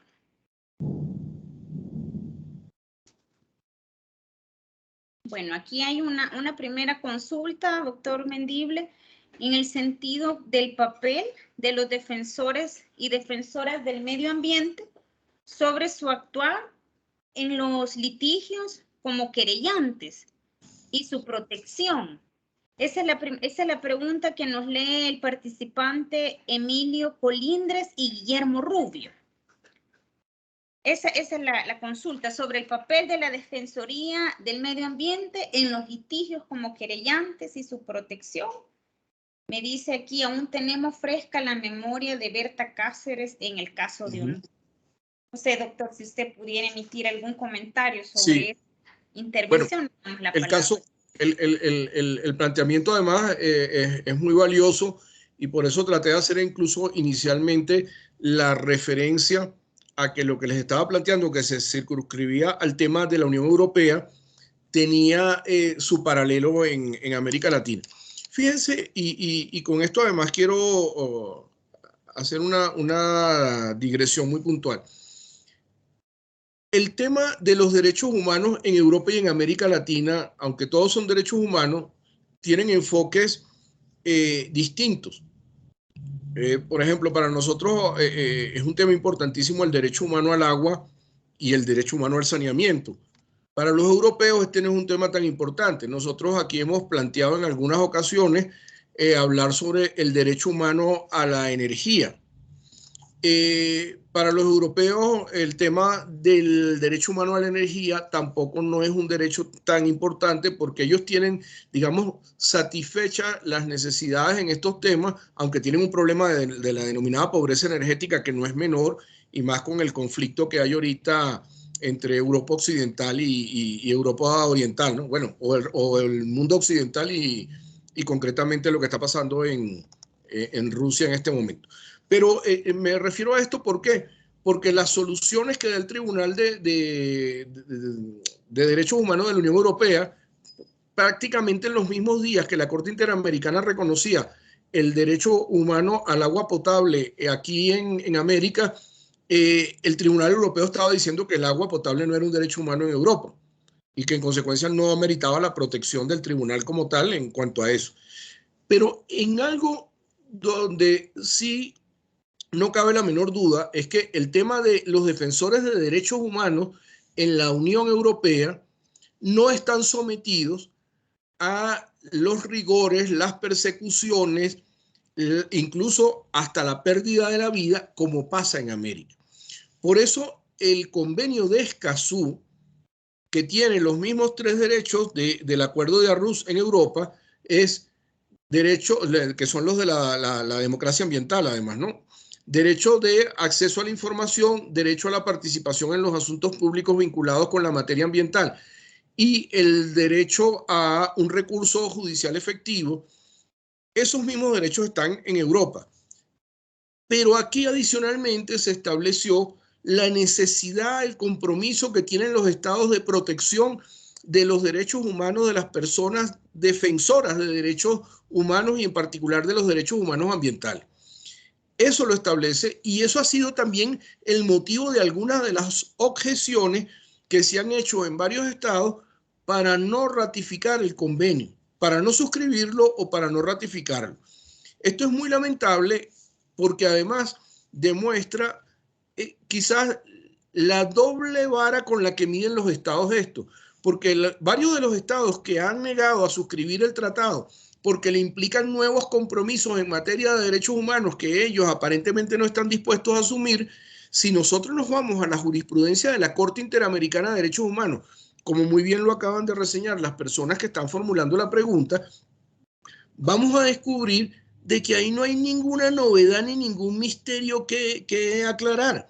Simple y llanamente, la Corte Interamericana ha fijado criterios de acceso a la información, de derecho a la participación y de recurso efectivo, y ha fijado criterios en materia de protección de los defensores de derechos humanos en general y de los defensores de derechos humanos en materia de ambiente en particular, en distintos fallos, por lo cual no debería de generarles ninguna inquietud a los estados que se niegan a suscribir el acuerdo de Escazú, el convenio de Escazú, que ese convenio lo que hace es ratificar los compromisos que ya tienen, pero que los está circunscribiendo a los efectos o al plano estrictamente ambiental.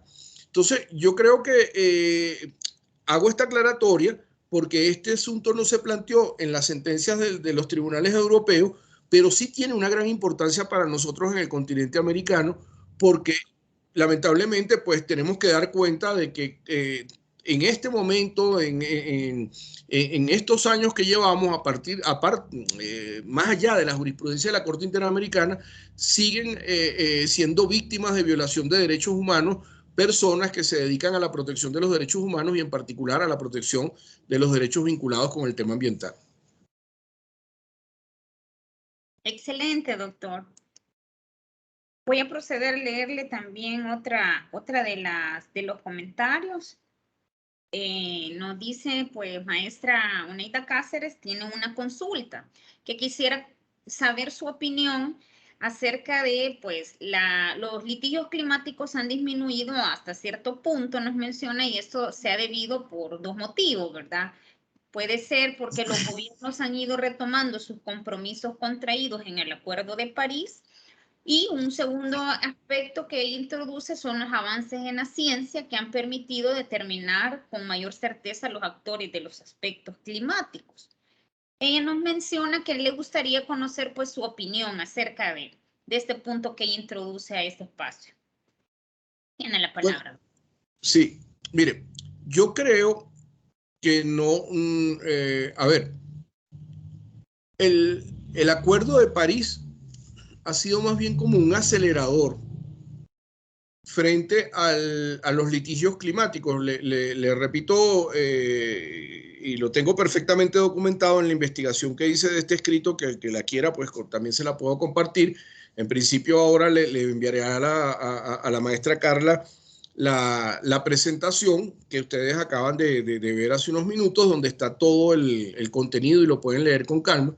Pero en todos los países, en todos los continentes se ha dado el tema del litigio climático. Lo interesante es que estos casos que les acabo de reseñar tienen una importancia mayor porque quizás se están dando a nivel nacional en los países donde por su desarrollo industrial también tienen una mayor responsabilidad en contaminar. E incluso fíjese que se ha ido más allá, ya no solo de demandar a los estados, sino a las empresas privadas, como es el caso de Shell, que podría ser con cualquier otra empresa que está en las industrias extractivas, que tienen compromisos de protección de derechos humanos y además tienen compromisos para contribuir a no agravar la situación climática que estamos viviendo. ¿Por qué digo esto? Porque si usted lo ve con claridad, lo que se nos está planteando ahorita es el Convenio Marco de las Naciones Unidas. Era como una declaración que no tenía unos criterios o unas metas establecidas fijas. Pero el Acuerdo de París, por eso les digo, sirvió de detonante, porque primero la emergencia es evidente, no amerita mayor discusión, aunque sigue gente que la sigue negando. El expresidente de los Estados Unidos fue uno de ellos, de los grandes voceros de este tema a nivel mundial, pero la estamos padeciendo, más allá de que nos simpaticen más unas que otras personas, la estamos padeciendo. Y por otro lado, ya eso no ameritaría discusión, ni siquiera la comprensión de los jueces de poner en duda aquello que ellos han percibido por sus sentidos, sin que se lo tenga que contar ningún científico, sino que adicionalmente al tema, el punto es pedirle, que es lo que le están diciendo a los países, oiga, pero no sea tan tibio, no sea tan tímido, no se quede con que vamos a reducir un 10% con respecto a lo que contaminábamos en el año tal. Tenemos que ser más ambiciosos porque la realidad nos está demostrando que con lo que hemos asumido no es suficiente. Esto implica, y es una cuestión muy importante además que quiero aclarar aquí, porque yo no quiero venir a vender humo ni mucho menos, que una vez que se adoptan las decisiones ya todo está resuelto y entonces el problema del cambio climático pasará por la adopción de las medidas que adopte el gobierno respectivo y ya. No, recordemos que a quienes se está demandando son a los estados. Y si algo tenemos de experiencia, quienes están en el ámbito judicial, quienes están en las procuradurías, en la fiscalía, quienes litigan en el sector privado de la profesión, es la dificultad que existe en los ordenamientos jurídicos de ejecución de sentencias contra los estados, por una serie de trabas, a veces legales, a veces incluso hasta constitucionales, y a veces son trabas mentales, porque decimos, porque es que eso en tal año se hacía así. Sí, pero acuérdese que la ley y la constitución la cambiaron.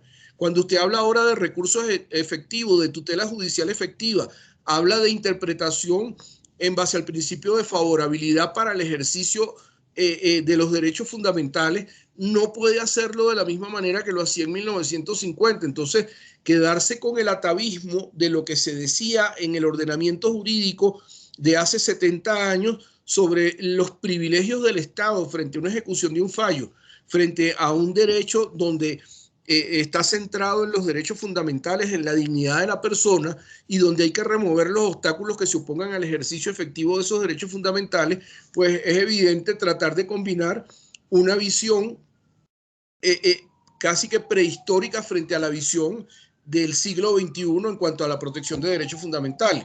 No puedo invocar los privilegios que nacieron antes de la declaración de los años 48 y de la Convención Europea y Convención Americana de Derechos Humanos de los años 50 y 69 respectivamente, para justificar la no ejecución de un fallo contra el Estado, porque simple y llanamente eran otros tiempos y esos privilegios quedaron superados por los tratados internacionales que garantizan la interpretación progresiva, pro homine, la interpretación interdependiente en el ejercicio de los derechos fundamentales, que lleva a barrer todos aquellos obstáculos y a cumplir con los compromisos que se asumieron por parte de los estados a nivel legislativo, a nivel ejecutivo y a nivel judicial, para que los derechos fundamentales, los derechos humanos puedan efectivamente hacerse efectivos. Entonces, la transformación de la visión que tenemos del derecho, no de los artículos siguen siendo los mismos, es la visión como entendemos el derecho ahora, que es distinta como lo entendíamos hace 70, 80, 90 o 100 años atrás, es la que nos permite suprimir eso para hacer efectivo la ejecución de los fallos. Pero en este momento, en América Latina actual, todos los países presentan dificultades para la ejecución de los fallos frente al Estado. No es fácil, no es sencillo, pero hay que seguir trabajando en ello para lograr. Muchas gracias, doctor Mendible. Por acá también nos están cayendo otras preguntitas. Voy a darle lectura. Bueno, esta la de Emilio ya la resolvió. Por acá también nos consulta siempre maestra Oneida. ¿Cuál sería su opinión o su posición sobre el reconocimiento de la Amazonia como sujeto de derecho y su vinculación a cuestiones climáticas por su deforestación y la reacción de las futuras generaciones de cara básicamente a la protección de los derechos fundamentales? Mire, yo le confieso, a riesgo de no ser, de no ganar popularidad con esto, que yo tengo un escepticismo sobre estos reconocimientos que se han venido dando particularmente por la Corte Constitucional Colombiana. Creo que también en el caso de la gorila Sandra, hubo otro caso en Brasil también de otra, no sé si era gorila o chimpancé. Es decir, han habido varios casos donde se le han ido reconociendo a los animales y a la naturaleza personalidad jurídica. Le voy a decir por qué mi escepticismo.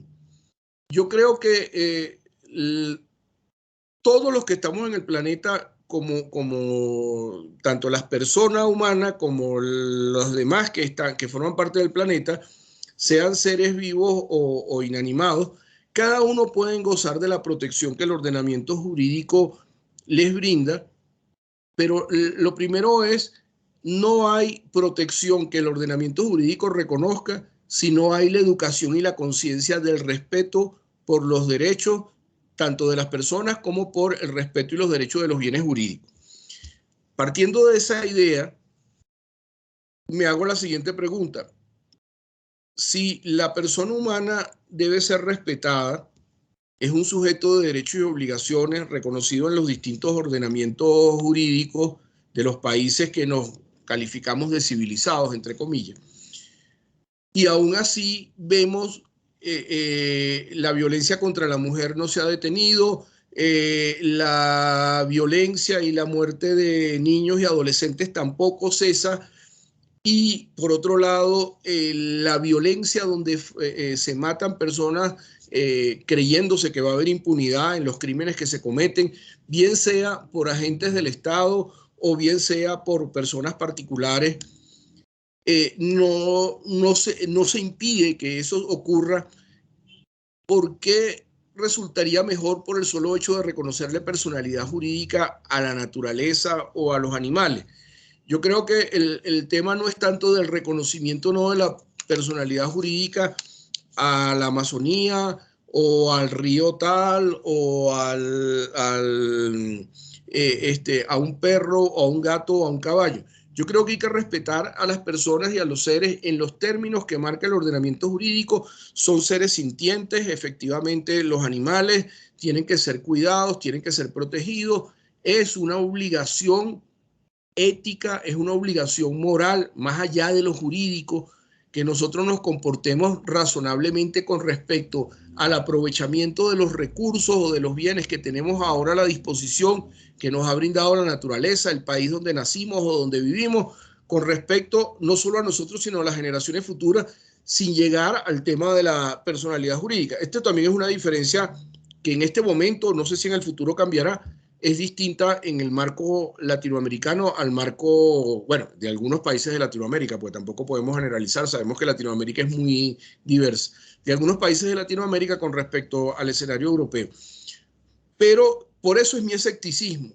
No sé qué tanto ganamos con decir que la Amazonía es una persona jurídica, pero luego al final siguen quemando los bosques, los árboles, contaminando los ríos con mercurio, incluso asesinando a las comunidades indígenas de primer contacto. Es decir, si eso sirviera para mejorar, bienvenido, pero hasta ahora no he visto el progreso en ese sentido.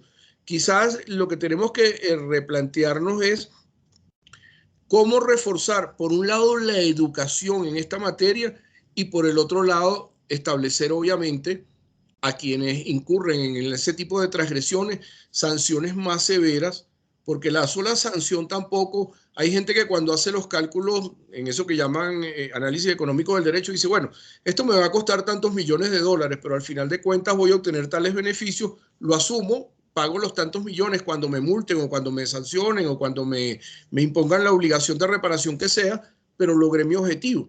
Entonces, al final, creo que hay que ver es cómo lograr frenar estas situaciones de abusos, de violaciones, de excesos, que perjudican no solo a la naturaleza o que perjudican no solo a los animales como seres sintientes, o nos perjudican a todos porque al final esto tiene repercusión en todo el hábitat que tenemos, en todo el planeta que tenemos, se rompe el equilibrio ecológico del que habla el artículo 11 de la Convención, del Protocolo de San Salvador, protocolo adicional a la Convención Americana de Derechos Humanos. Entonces creo que por allí, sin llegar a estas novedades que se están dando, que pues en todo caso sé que hay una corriente importante de juristas dedicados a ello y tampoco no lo estoy haciendo como con una visión de descalificarlos ni mucho menos, solo que tengo que demostrar mi escepticismo porque la realidad está allí y me golpea, ¿no? Es decir, cuando la veo digo, bueno, pero la Amazonía sigue quemándose, el río sigue contaminado, los indígenas siguen siendo asesinados, entonces no ha sido la solución al tema, aunque puede considerarse un avance sin lugar a dudas frente a lo que existía con anterioridad, pero es un avance que en todo caso es debatible desde mi punto de vista, obviamente. Perfecto, doctor Mendible, muchas gracias por su aporte. También maestra Sofía Paniagua, quien también es capacitadora de nuestra área, le hace la siguiente pregunta. Si tiene conocimiento sobre casos litigiosos, sobre migraciones, desplazamientos forzados por razones climáticas y a la vez agradece por su excelente ponencia. Mire, de los casos que se han resuelto, no tengo conocimiento de los que se han resuelto, pero de los casos que entiendo que se están planteando, pueden haber ya algunos que estén vinculados con este tema, pero fíjense, la sentencia que les comenté, hablaban del derecho a la vida y tal, pero no tocaban el tema del desplazamiento forzoso a consecuencia del cambio climático. Tengo información que le puedo compartir, luego si quiere me escribe un correo de cuál es el informe sobre los litigios climáticos a nivel mundial, y ahí creo haber leído algunos casos que están planteados en este momento, pero le puedo facilitar la información con mucho gusto, pues, y usted la revisa y incluso se entera aquí apenas les estoy mostrando con una lupa un pequeño grupo de casos de un informe que es muchísimo más grande sobre esta materia, ¿no? Lo que pasa es que quizás en el informe no consiga alguno de los casos que acabo de mencionar porque toqué justamente algunos de los más recientes y no están incorporados todos al informe del año pasado. Pero entre lo que le acabo de explicar y lo que está en el informe, creo que tiene una visión ya global de los casos que se han planteado en los distintos países y lo que han ido resolviendo los tribunales sobre este tema.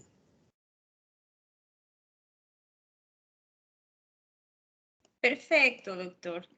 Por acá también tengo otra consulta.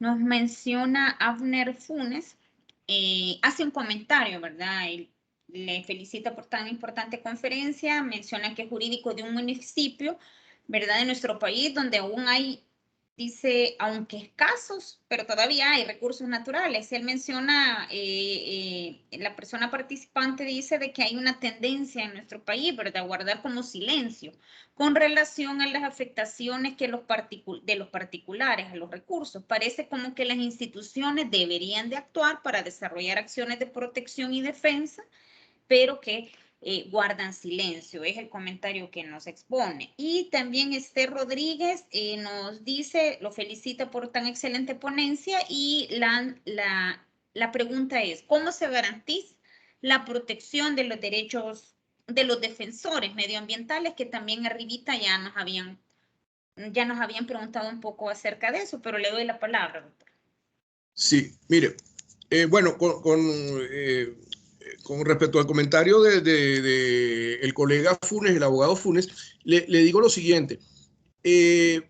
La inactividad, en el caso concreto de El Salvador, porque además usted me está hablando de un municipio específico, en el caso concreto de El Salvador, en la ley de la jurisdicción contencioso administrativa actual, la ley que reformó la del año 78, se establece la posibilidad de demandar también por inactividad. Obviamente hay que cumplir con los procedimientos que establece la ley de procedimientos administrativos para luego ir tener acceso a la jurisdicción contenciosa.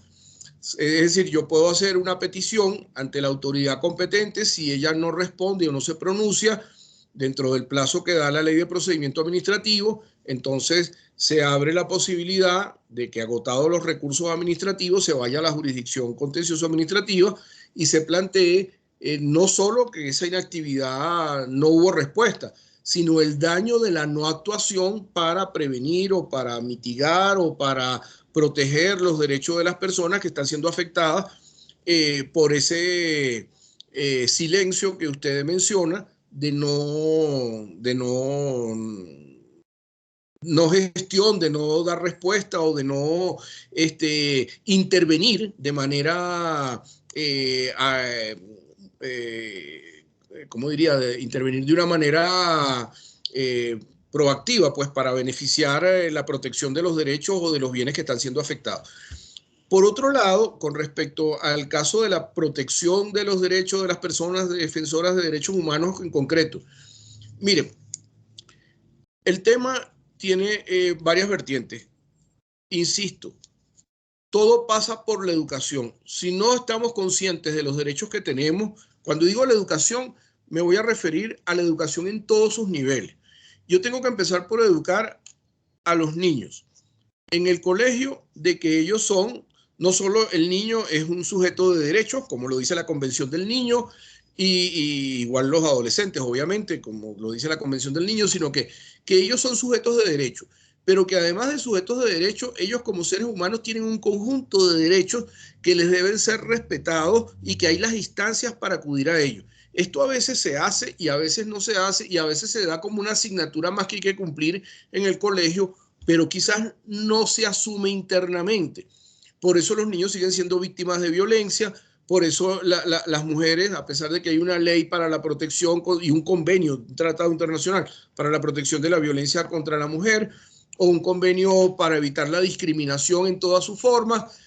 Al final estas cosas parecieran que son letra muerta porque no lo hemos asumido, no lo hemos interiorizado, no lo hemos hecho parte de nuestra forma de vida, sino que ese instrumento está allí, lo leemos, a veces incluso pasamos donde están las carteleras con las declaraciones copiadas de todos estos instrumentos, pero no lo ponemos en práctica en la realidad. Entonces, esto mismo pasa con el tema de los defensores de derechos humanos. Hay que educar y decir, todos somos defensores de derechos humanos, porque en la medida en que se viola la dignidad de una persona, se violan los derechos humanos de otra persona, y nosotros no hacemos nada por ello, también nos convertimos en víctimas de esa violación, porque lo que toleramos hoy con respecto a los otros, mañana nos va a pasar a nosotros, y nuestro vecino, el colega, el que está situado al lado, el que está parado enfrente y está viendo esa violación, reaccionará de la misma manera como hemos reaccionado nosotros frente a la violación que le pasó a un tercero. Entonces, tener conciencia de esto para actuar a través de los medios institucionales que existen, para efectuar las denuncias. Obviamente que la denuncia, poner la denuncia cuando hay un clima de impunidad, ojo, es un gran riesgo porque uno puede ser víctima de lo mismo que está denunciando. Pero cuando todos denuncian y cuando se elimina la impunidad y se sabe que hay consecuencias por la violación de los derechos humanos, entonces esa situación cambia porque más bien cada uno está pendiente, cuidado que en cualquier parte están grabando y si cometemos un exceso vamos a sufrir las consecuencias. Si no se grabaran y no se denunciaran, lo que pasó hace 2 años con el afroamericano que quedó para la posteridad grabado como el policía le aprisionó el pecho y terminó muriendo. Bueno, ese tipo de casos suceden porque al final hay alguien que da un paso.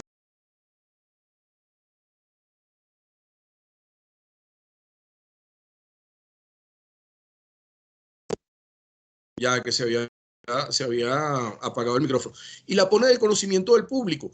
Entonces, lo que les quiero decir con esto es, hay que educar, pero hay que cumplir con todas las obligaciones que existen dentro del Estado para poder asegurar que se ponga la denuncia ante el Ministerio Público, insistir hasta que el Ministerio Público investigue, que se lleve al Tribunal Penal respectivo, que el tribunal tramite el juicio dentro de los plazos razonables que existen en el ordenamiento jurídico del país y que finalmente se adopte la decisión donde se conozca la verdad, se establezca la responsabilidad de los responsables, se indemnice a las víctimas y se le repare en los derechos que le fueron lesionados, que no siempre implica reparación económica, como muy bien saben todos los abogados, porque no necesariamente todo es una reparación de tipo patrimonial. Pero los daños patrimoniales y los daños materiales e inmateriales tienen distintas formas de reparación. Y muy importante, el Estado debe asegurar la garantía de no repetición de esto, porque de nada sirve que repare y vuelva a ocurrir otra vez el mismo hecho con la misma víctima o con víctimas similares, en este caso, por la misma violación de hechos. Todo esto está en la Convención Americana de Derechos Humanos, todo esto está en la jurisprudencia, en las 447 sentencias que ha dictado la Corte Interamericana de Derechos Humanos. Todo esto está en las opiniones consultivas de la Corte Interamericana de Derechos Humanos. No hay misterio sobre este tema que no haya sido abordado y que no haya sido debidamente respondido. Creo que tenemos unos estándares muy interesantes que debemos de divulgar, de hacer cumplir, de exigir, y obviamente los que tenemos la responsabilidad ya en el plano judicial de aplicarlas con la independencia y la garantía que nos da tanto el sistema constitucional como el sistema interamericano. Yo les recomiendo, y cierro mi intervención sobre este punto, léanse la opinión consultiva sobre el tema de la reelección presidencial, que es muy interesante, muy polémica, pero muy interesante. Léanse la del caso, todas del año pasado, la que me estoy refiriendo. Léanse, porque una tiene que ver con el Poder Ejecutivo, pero también léanse con el Poder Legislativo el caso del uso abusivo de la inmunidad parlamentaria o de la inmunidad de un miembro del Congreso para impedir una investigación criminal donde él había asesinado a una persona, concretamente a una dama. Y léanse finalmente sobre la independencia del Poder Judicial y de los funcionarios del Ministerio Público en particular, la sentencia también de noviembre del año pasado, para que ustedes vean cómo incluso quienes son funcionarios públicos en el Poder Ejecutivo, en el Poder Legislativo, en el Poder Judicial, tienen garantía de protección de los derechos humanos que les da la Convención Americana de Derechos Humanos. O sea, ninguno de nosotros, por el hecho de que ocupe un cargo público o por el hecho de que esté en una situación de ciudadano común, es ajeno a la protección de los derechos humanos que da la Convención Americana de Derechos Humanos. Y eso está recogido en la jurisprudencia que les estoy mencionando de todos estos casos.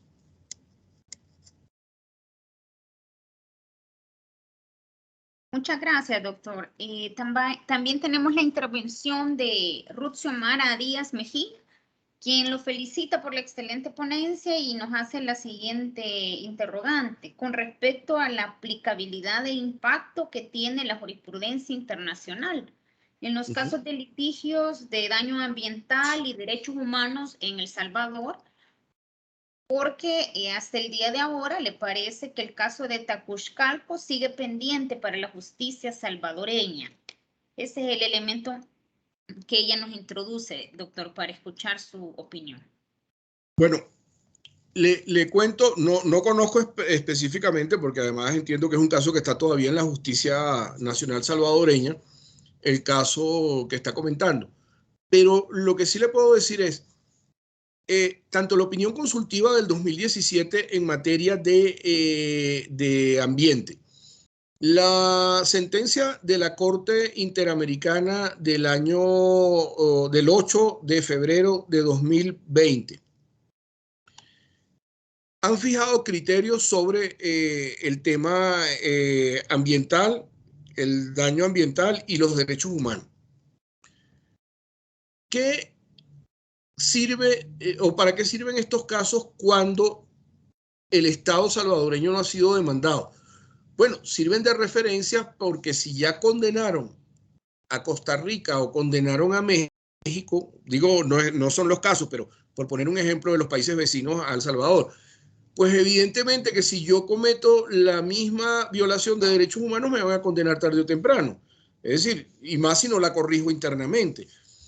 El caso que usted está refiriendo concretamente, más allá de la lesión al daño ambiental que se haya podido producir, es que parece que ya está en un supuesto de retardo indebido. Ese retardo indebido de por sí ya genera una responsabilidad internacional del Estado, porque una vez que yo agoto los recursos internos y pasan los años y pasan los años y pasan los años y no hay respuesta, pues no me queda otra vía que acudir a la Comisión Interamericana inicialmente y a la Corte Interamericana, si es que incluso en la Comisión, al citar al Estado, al notificar al Estado de la reclamación que se está haciendo, no se logra una solución del asunto.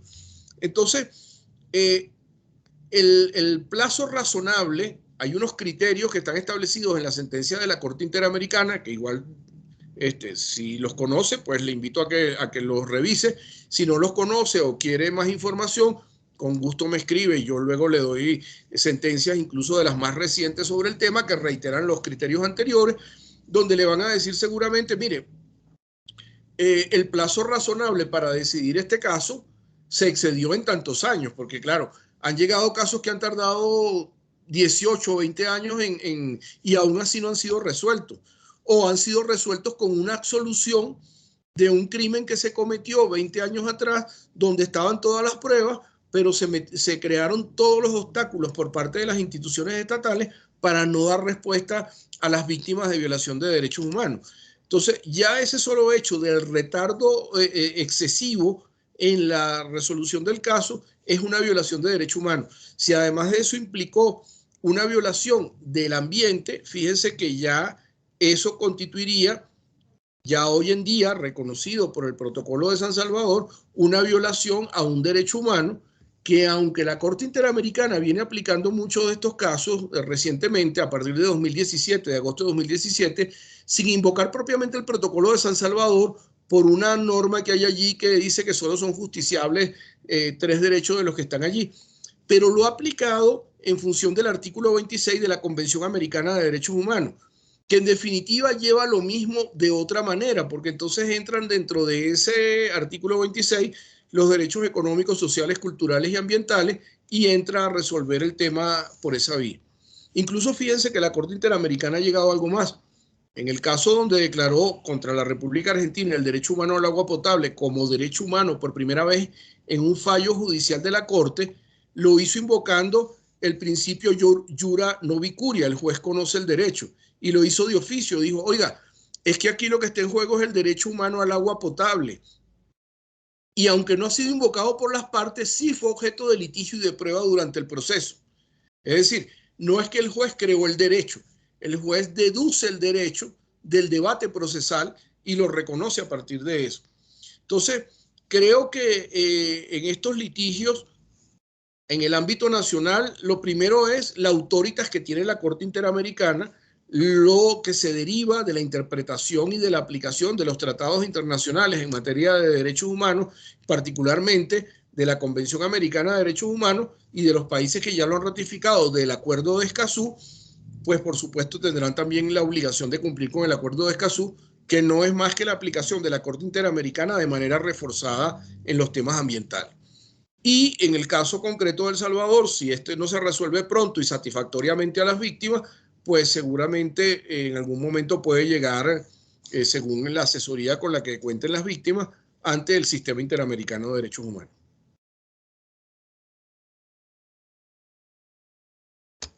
Bueno, muchas gracias, doctor, por todos los aportes que nos ha hecho, ¿verdad? A lo largo de todas estas preguntas que han puesto, pues, nuestros participantes. Y ya para ir, pues, concluyendo este webinario, vamos a leer también Marisol Cortés. Nos dice, ¿verdad? Gracias, doctor, por tan excelente ponencia. Opina que, pues, los estados deben de poner, ¿verdad?, su mejor esfuerzo para reducir las emisiones de gases del efecto invernadero a fin de asegurar, pues, un medio ambiente sano, preservar la fauna silvestre, la vida de la persona humana y proteger así los derechos humanos. Y le da las gracias, doctor. Y también sigue comentando que más allá de la responsabilidad del Estado, pues es la responsabilidad de todos y todas nosotros, ¿verdad? Que mucho le agradecería y le solicitan acá, doctor, la presentación y la lista de otros litigios. Por otra parte, maestra Paniagua Meléndez le daba las gracias y que le va a escribir a su correo. Usted nos indica, ahí lo podríamos socializar, ahí como usted nos indique. También acá Blanca Amparo nos dice gracias por tan excelente ponencia y con esta podríamos ir cerrando, que quisiera su opinión sobre la adolescente sueca Greta y le da las gracias.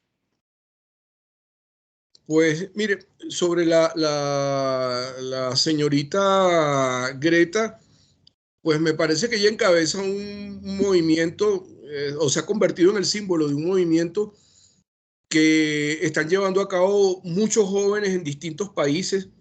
Aquí en América está sucediendo, quizás no han tenido la, ¿cómo se llama esto?, la publicidad de la señorita Greta, pero está sucediendo en México, está sucediendo en Colombia, está sucediendo en Chile. Es decir, hay grupos de jóvenes que están muy preocupados por su presente, pero en Europa también. Hay un caso que no se los conté porque en este momento está en pleno proceso y no sé cuál es el resultado, y pues no me gusta tampoco especular sobre qué va a decidir el Tribunal Europeo de Derechos Humanos.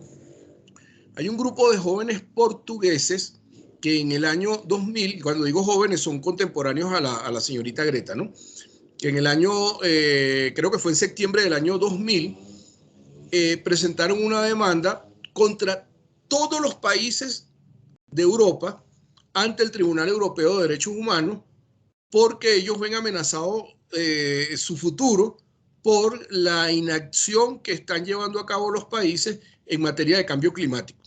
Pero como ustedes ven, esto tiene una fase primero de admisión, luego tienen una fase de si es que admiten finalmente, de tramitación, y una fase de resolución. Entonces, perdón. Entonces resulta que este caso le estoy haciendo un seguimiento particular porque fíjense que, a diferencia del que le dije inicialmente, que era el Tribunal de Justicia de la Unión Europea o los tribunales nacionales en cada país, este es un caso que lo tendría que resolver por primera vez el Tribunal o la Corte Europea de Derechos Humanos. Es decir, es un tribunal distinto a los anteriores. y sería muy interesante ver cuál va a ser su decisión sobre el tema. Pero los jóvenes están movilizados porque están preocupados porque su futuro está en juego realmente. Entonces,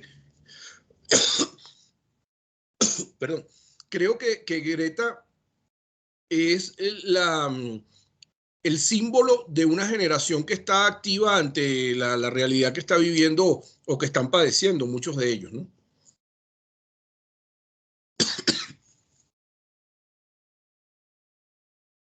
Muchas gracias, doctor Mendible, y le doy la palabra a mi compañero maestro Morales. Muchísimas gracias, estimada maestra Carlita Romero, doctor Víctor Rafael Hernández Mendible, por esta excelente ponencia que hemos tenido esta tarde de viernes. Agradecemos a todos los que se han conectado con nosotros en este espacio virtual de aprendizaje. Muy agradecidos. También a nuestras autoridades que nos acompañaron en esta tarde en esta excelente ponencia sobre el litigio climático como medio de protección de los derechos fundamentales. No sé si, bueno, tenemos con nosotros a nuestro presidente Miguel Calero, si quisiera dar algunas palabras de cierre. No. Excelente ponencia. Ya usted ha escuchado, doctor, de la comunidad jurídica salvadoreña, reiterar nuestro agradecimiento y sabe que estas puertas del Consejo Nacional de la Escuela de Capacitación siempre estarán abiertas para usted. Si les guste, cuente con nosotros. Aquí estamos. Licenciada Romero, muchísimas gracias. De verdad, al equipo que ha hecho posible esto y a la gente que ha aportado y esta actividad formativa. Muchísimas gracias. Buenas tardes para todos. Gracias, maestro. Le dejo, por favor, para cerrar. Gracias. Muchísimas gracias, señor presidente del CNJ, licenciado Miguel Ángel Calero, por sus palabras. Bueno, sin más, vamos a dar cierre a este importante evento formativo. Doctor Hernández Mendible, no sé si quisiera dar algunas palabras finales. Sí, muchísimas gracias. Bueno, nuevamente agradecer al Consejo Nacional de la Judicatura, al maestro Miguel Ángel Calero, al doctor Luis Alonso Ramírez Menéndez, que desde que me contactó a comienzos de enero ha estado muy interesado en esto.